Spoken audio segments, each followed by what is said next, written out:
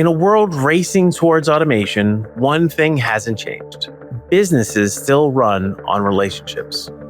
Whether you're running a storefront, designing AI systems, or leading a global enterprise, the ability to listen, respond, and connect is what sets great companies apart. That's exactly what we're exploring today on Edge of IT. How to use technology, not to replace human interaction, but to scale it with purpose.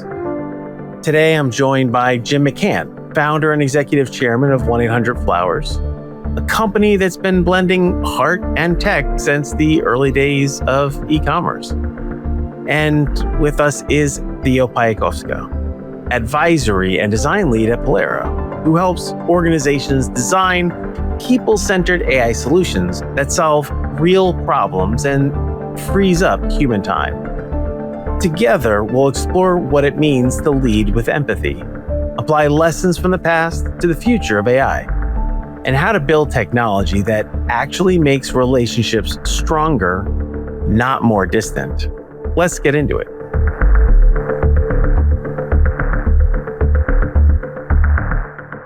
Jim and Theo, it's a pleasure to have you both on Edge of IT, especially for this very New York episode. Since we're all native New Yorkers, we've got a girl from the city, a boy from Queens, and myself from the Isle of Staten.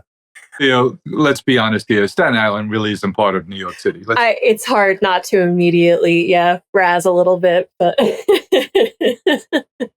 Before we dive into your journey, Jim, and the broader conversation, I am curious, how did growing up in Queens shape who you are and the business that you built?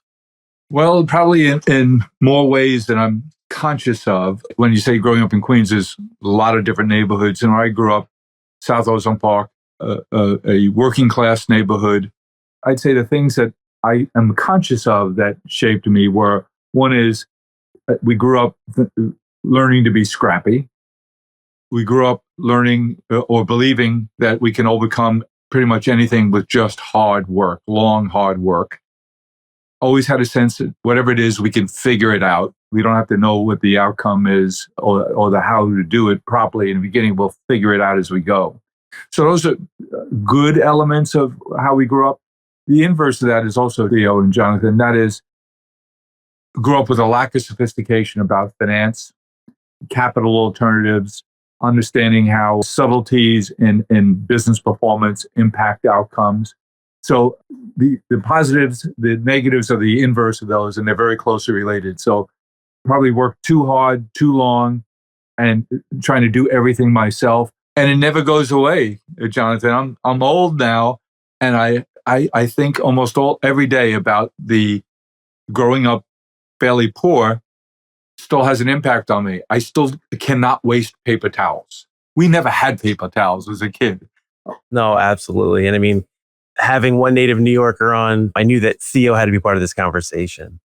For those who don't know, Theo, can you just share a little bit of your background and how, as a New Yorker, technology became something that you decided to embrace? I was born and raised on the Lower East Side of Manhattan, and I was actually raised by basically a group of artists, and my parents both worked in the restaurant industry. And so technology was definitely not something I thought of as a career early on, but I did get to see some of my family members use it in their career. So my aunt was an illustrator, a traditional illustrator, and she was a super early adopter. She bought one of the first Macs that came out, learned how to use Photoshop. And at like 3 years old, she put a tablet in my hand and was like, here's how you can draw on the computer. And now I think back to that and I think, wow, that was actually like a really important gift that she gave me.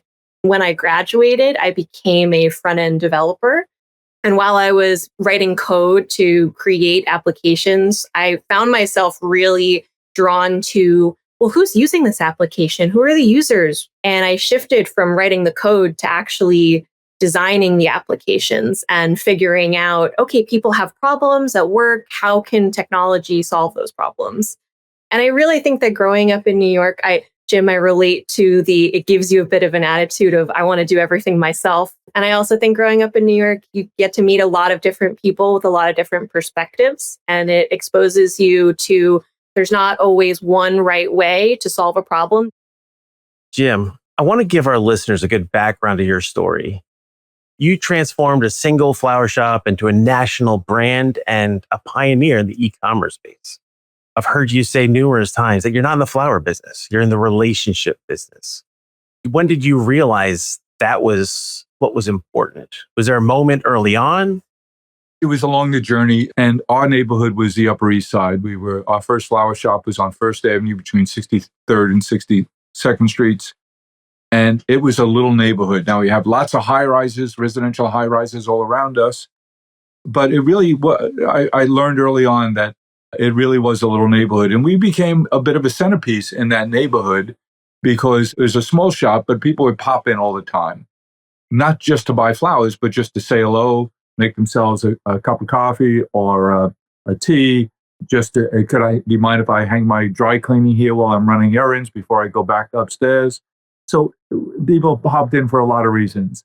And we really enjoyed that. I really enjoyed that because we were the little centerpiece of the community. And I thought I was worldly growing up in South Queens and found that I wasn't so worldly because there's a whole world of other people that I had no idea was someone who existed. But in those little neighborhoods, I thought we were in the flower business, Jonathan, but we began to realize that we were a centerpiece of this community and we helped people to express themselves at all these celebratory moments, whether it was a birthday, an anniversary, or just came back from a business trip and I wanted to surprise you. All these special reasons people used us to connect. So I don't know when the lightning bolt went off for us, but it became increasingly clear that our vehicle was flowers and then other gifts as we went along. But really, we were in the business of helping people express themselves and express themselves in ways that made other people, changed how other people felt. Oh, I love that. It's like, I mean, your shop, and we were talking about what we had for breakfast earlier, right? The bodegas around the city. Those small organizations are the connective tissue that bring communities together. Theo, similar to Jim's experience, you've helped create a user experience for teams to work together that sort of facilitates some of those micro moments, right? How do you help teams solve real problems in ways that free up time and strengthen relationships? When it comes to finding or designing technical solutions, where we always start is we kind of remove technology from the conversation. So we just start by asking, what is it that you're trying to achieve? What is it? What are your goals for next year?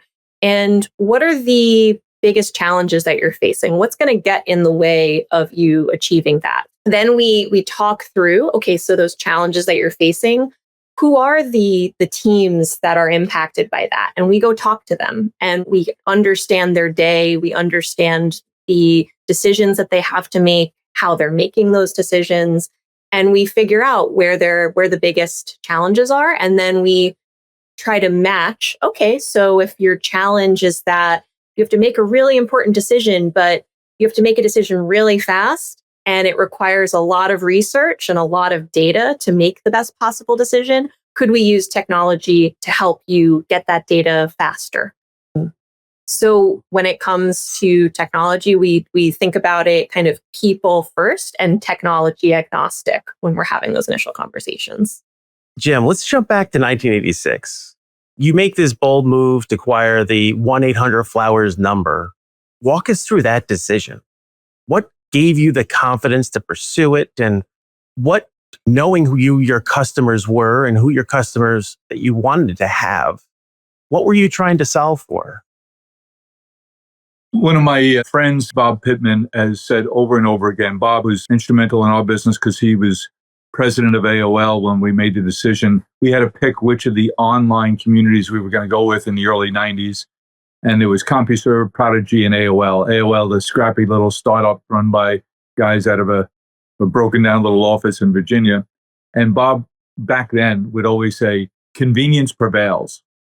So that takes us back to 1986. And we had now built a chain of flower shops. And I realized there was no economy of scale. There's a reason why those of us in the flower business tend to be family businesses, because we have these enormous peaks and valleys where our business will go 10x, 20x one week over another based on Valentine's Day or Christmas or Mother's Day.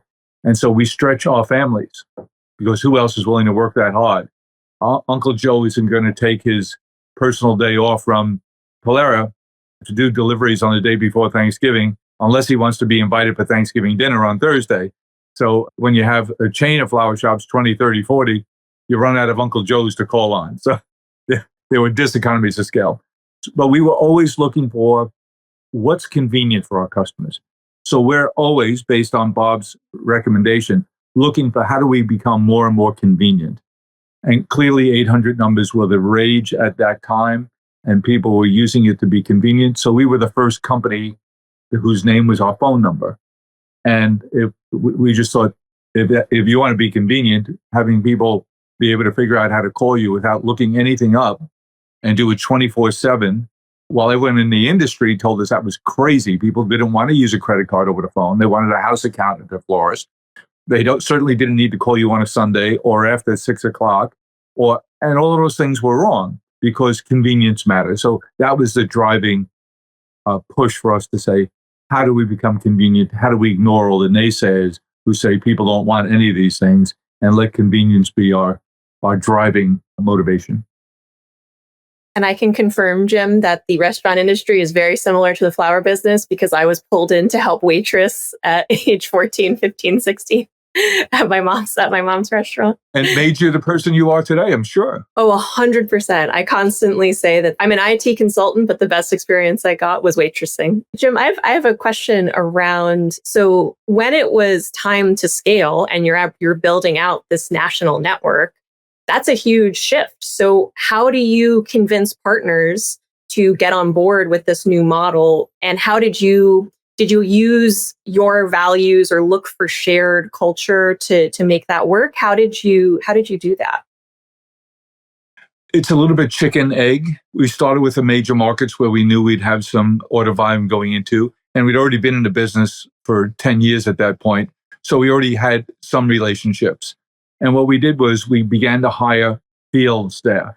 So if we're looking for shops in California, we hired someone who was from the industry, who already had relationships in California. They already knew some of the good shops. So we hired them to go in and meet the different shops and get to know them, build a relationship, explain to them what we were doing. So that was an important ingredient, and is to this day that field staff that we have that live in each of those communities around the country, who travel to those shops day in and day out, because the shop that's really good in Milwaukee, Wisconsin, that we've been using for years, and it really knows how to produce good, high quality work and get delivered on time. Well, all of a sudden their head designer goes out on maternity leave. And we know that. And we know that the young man who they asked to fill in for him isn't nearly up to her standards. We know that. So they were the best shop in town yesterday. And today they're no longer the best shop in town until she comes back. So it's important for us, for our customers, to know who the best shops are, to have a deeper relationship with them, and to give the customers an opportunity to use our buying power.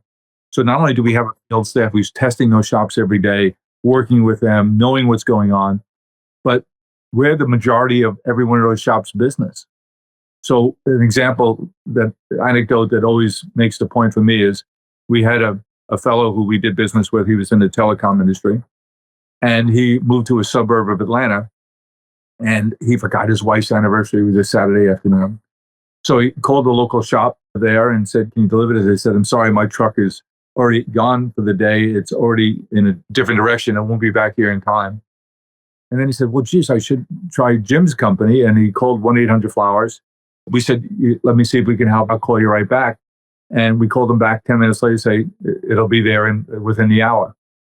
And he was shocked, he told me, because the shop that he had already established a relationship with and already used a few times that he called, I told him no, they're the ones making the delivery. In fact, it was the owner of the shop who made the delivery. So he said, I asked him, I said, "I called you and you said you couldn't do it." He goes, "Well, you're a good customer. You've ordered from us twice already and you only live here a few months.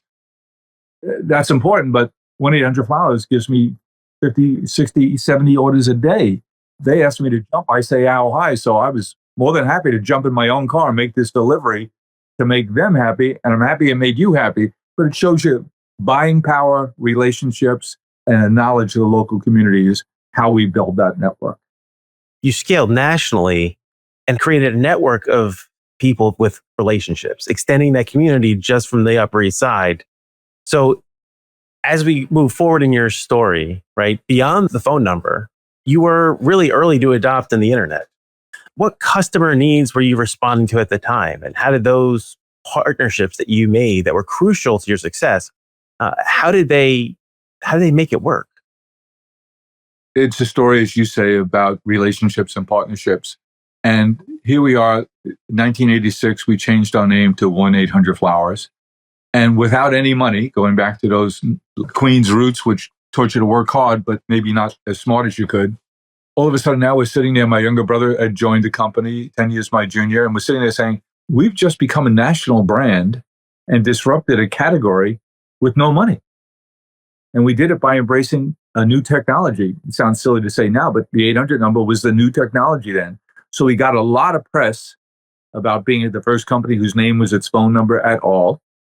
And now we're sitting there in the early 90s saying, what's next?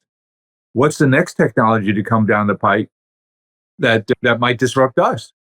And we had tried over 50 different technologies, but the one we kept coming back to was this online world, not yet referred to as the internet. It was the gated communities you mentioned. And so we said, wait a minute, if we believe, based on all we read and learn and talk, all the smart people we talk to, that this internet thing is going to emerge as the next big technology that could disrupt us, let it be us who disrupts things. And so we appended to our name .com. Now in 1992, when we had a website, it didn't much matter because people couldn't find you. And then, but we did in anticipation that that was going to change. And then in 1995, when Mark Andreessen introduced Netscape and the browser, and which began to organize the internet, it began to matter. And then by 1998, it was clear to us that it was going to overtake our business. But keep in mind, we've never dropped any technology. What I mean by that is we started with stores, we still have stores. Then we became a phone number. We still answer the phone every day. 10,000, 20,000 people call us every day. And then the internet came along, and then mobile, and then social. And frankly, the wave, we refer to those as the waves that impacted our business. The current wave is the most frightening and exciting at the same time. The one that you guys are so familiar with and help companies like us contemplate and integrate and develop every day, which is how will AI change everything? And if you're guided by being convenient and efficient, nothing will have a bigger impact on us than AI, and that'll overwhelmingly impact everything else has had on us to date. Jim, I think that the way that you just described how part of your success is basically your willingness to experiment and to constantly try out different types of technology, I think that's a really great mindset. And given the fact that the world of AI evolves so quickly, and I'm wondering if you have any thoughts on how leaders of businesses today, given the speed at which this technology is evolving, how can they not get distracted by the technology, but really stay focused on what their customers need first?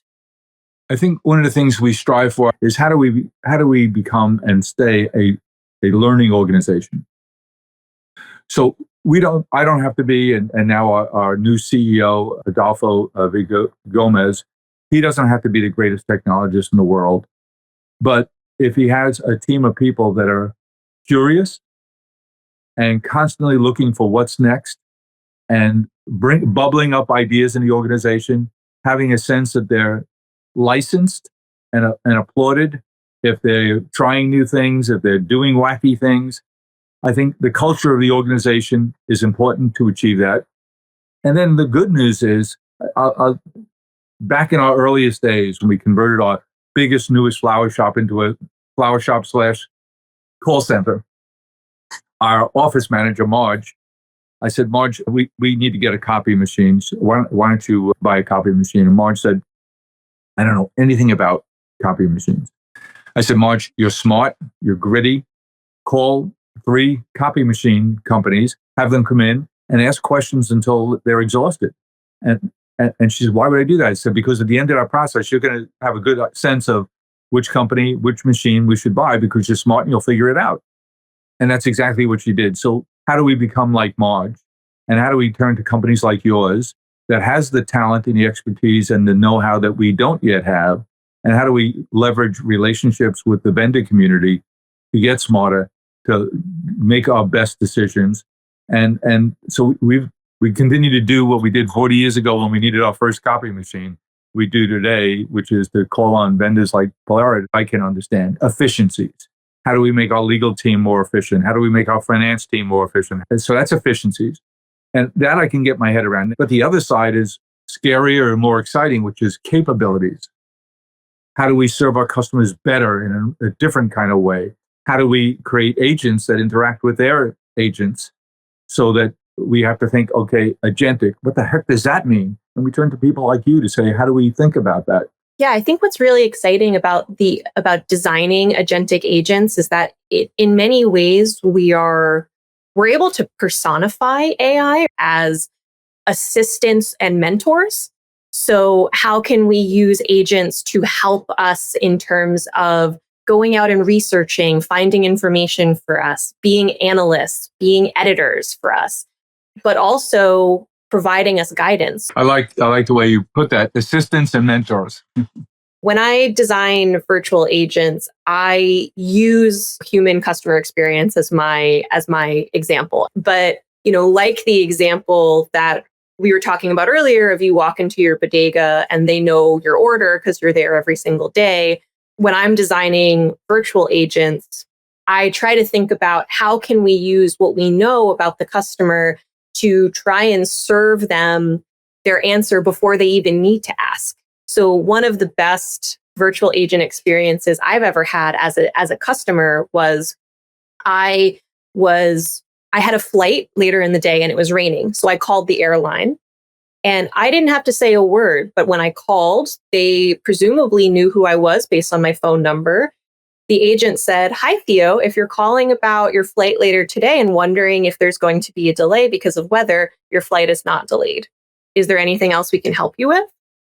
And I didn't have to say anything. It felt like magic to me. It felt like they read my mind. But really, I'm sure just behind the scenes, they probably had looked at the data and had seen we get huge call spikes when there's bad weather. So let's just make the assumption that most likely this person's calling about this. And if they aren't, then they can just say, no, I'm calling about something else, and they can keep going. So that's an experience that I like to try to reproduce for our end users of, can we help you with the most common problem as quickly as possible? And if not, then we can get you to a person if needed. To Theo's example, 40 years ago, we had 40 customers that really made our shop go. They weren't the only customers they had, but they were our core customers. Fast forward 40 years, it's now 40 million customers. And if we didn't effectively use technology, we couldn't get there. But now we're on the edge of going further than that great person in the flower shop in their community could know. And we can now build relationship management tools that we share for free with our customers to help them, especially at the beginning of the year. And I always prompt people to think, well, you should also make a list of all the relationships that are important to you. Relationships that you have that you want to continue to invest in, relationships that you had, but maybe they've waned over the years. And maybe there's 7 of those and 3 of those you want to be deliberate about reigniting those relationships. So we developed a tool, a technology tool that helps our customers to sit down and do that exercise. And then if you give us permission, we'll look at your communication traffic and say, Theo, you said you wanted to get to know Jonathan better. Here's the suggestion. Jonathan just gave a wonderful speech at this AI conference in Las Vegas. And here's a review. You might want to drop him a note saying, hey, I read your review. Sounds like you really killed it. I hope to see you again soon. So we'll use our tools to go further than the best waitress in the restaurant could, the greatest person in the flower shop could. And now we're going to the next level, not just almost as good as, but some ways better and deeper than an individual could. And that's only can happen with good use of technology. And if you say technology today, it's all about AI. Right. No, using technology to better understand people, to better understand their needs and support them, right? I mean, that's at the core of what both of you do professionally. So far, we've looked at how bold moves from acquiring a phone number to building early tech partnerships were all rooted in one thing: understanding people. But how does that mindset carry into today's AI-driven world? In this next part of the conversation, we'll bring that story into the present, exploring how business leaders can apply the same principles to modern challenges, and how to make sure our technology serves people and not the other way around.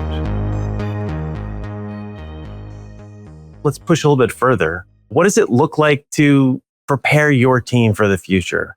Not just in terms of just being familiar with the technology, knowing what it can do, how it operates, but how to actually apply it to real business problems. Our approach that we use when we're talking to end users is that, as I mentioned before, right, we start with the leaders to help us drive what are the goals, what are the outcomes you want to see. So Jim, before you were talking about how the outcomes that you wanted to see is that you understood that your business, it's not just about providing flowers, it's about the emotional needs that you're helping your customers meet. You're helping them build their own relationships, make their family members, friends feel appreciated. Leaders set those outcomes, but it's the end users at the end of the day. It's the people who actually do the work, who are hands-on, who understand the processes and are going to help us figure out how this technology could be used best. So it's about asking your team members, arming them with this technology and saying, hey, here's what it's capable of. Let's work together to figure out how it could help you and then how it could help the rest of your team. And I think to Jim's example earlier, right, you're helping people solve their own problems, but you're also giving them skill sets that are not only going to help your business, but are going to help them in any future roles that they might have. Right? You're helping them keep up to speed on what the newest technology is, how to be a critical thinker and be a problem solver in the way that Margie now learned everything about copy machines. And that's something that's not unique to your organization. That's something that she would be able to take forward to other organizations as well. I think that's really interesting, Theo. And where we've netted out as a company is we know that AI is going to be terribly disruptive to a lot of people. There's just no denying that. So we cannot protect, we can't stand in front of the people who work for us and say, it's not going to impact you. It's going to. But what we have made a commitment to is we are going to invest in our internal training capabilities, which we call Fresh University. And at Fresh University, we're going to invest in you. We're going to invest in your personal development and your professional development. And we're going to give you all the capabilities and opportunities to learn these new superpowers of AI. Now, and our early experiences suggest that when people do embrace this and commit to learning, they feel like they have a superpower. So even if they do get disrupted, they work in the finance function, and because of adoption of new technologies, we don't need as many people. But we've invested over the last couple of years in helping Charlie to develop these AI tools. Charlie feels like he has superpowers, and he knows he can work somewhere else in the company because we need those skills. He can go work for another employer because he has the most in-demand skills and capabilities that everyone is looking for. He can hang out his own shingle. He can become a consultant. So he has less trepidation about being disrupted because we made the education and training available to him, and he took it upon himself to take full advantage of that and arm himself, because the days of saying, we're not going to have any job cuts, we're not going to have any changes in roles here, it's just naive and not honest. And I've seen this firsthand in the example that I gave earlier of my aunt, who was an early adopter to becoming a digital illustrator instead of a traditional illustrator. She is still an illustrator today. And my other aunt, who was also a traditional illustrator, didn't learn how to use the technology as it was coming out. And she is no longer an illustrator. She shifted careers entirely. So I think it's really important to understand what new technology is out there and how can I take advantage of it? Where are its limits? Like really experiment and push it until you break it. and find out the ways that it will best support you, because otherwise somebody else will make that decision and now you've fallen behind. No, I mean, what I hear is this is going to be disruptive, but maybe part of the solution is people find a way to make it work, find a way to make it happen. That New York, we can do anything attitude, right? Or even that Staten Island attitude. Even the Staten Island attitude, right? What does the future of human tech interaction feel like when we get it right? I mean, I think we've talked about how it can be wrong, right? We get it right when it's helping people, when it's accelerating business. Tech does drive business, but at the end of it, people drive business. What's the most exciting part of this vision for each of you? For me, I have an assistant that's the world's greatest assistant. And she's been my victim now as of a week ago, 10 days ago now, being my assistant for 33 years. Wow. And I get really excited every day when she gets really excited and say, look what I figured out how to do today. And so then she's teaching me. And that's what gets me going, is the efficiencies and the capabilities, both sides of that the coin. The joke between she and I is, I put it in and it came out. How do it know? Yeah, I would say I'm really excited about how this technology, I feel like, has the ability to make the world a lot more accessible. That it's going to make interactions that are really complicated or that require maybe a lot of domain information that was maybe really hard to get access to before, unless you just happen to be born in the right place and know the right person or have the right connection. That information is going to become more widely accessible, that we'll be able to kind of adapt it to who's reading it to make sure that it's understandable. And I really, and I hope, again, like the ideal state for me is like that magical state that we described before, right? It's where technology can help solve our problems for us. And when it can't help solve our problems, that it is able to get us quickly to the person who can. Yeah. I really think that it does have the ability, right, to connect us even more as individual people, to just strengthen those bonds, allow us to do more on discovering what's next. If you could leave a final piece of wisdom for our listeners about our conversation today, what would it be?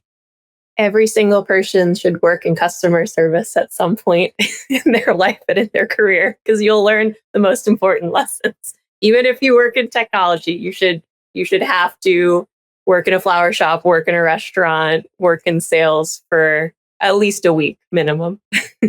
I completely agree with that. And each of my 3 kids have worked in the service industry for tips. It teaches you a lot about human nature. And then I would just add to it, you can learn something from everybody you come in contact with. Be curious. Don't feel like you have to know everything. Realize that someone knows a lot more about every subject than you do. Go find them, be curious, ask questions. It's been an absolute pleasure to spend this time with the two of you.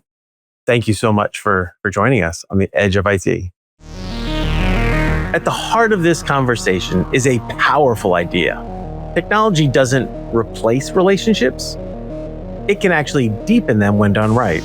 Whether you're building a business or deploying AI, the question isn't just what can this tech do, but rather who is it for and how does it help them?